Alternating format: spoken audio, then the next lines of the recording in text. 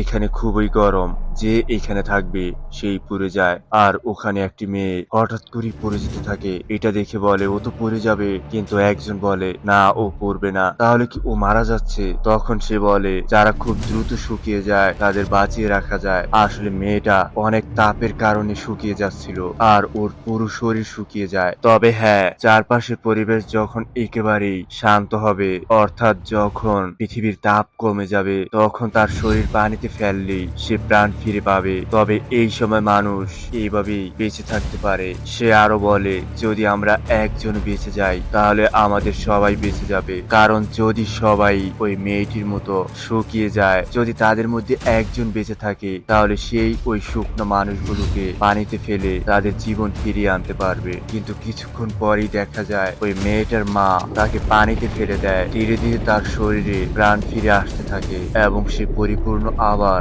মানুষে পরিণত হয় এবং তার দেহে প্রাণ ফিরে আসে। যখন সে পানি থেকে উপরে ওঠে, সে তার মাকে জড়িয়ে ধরে।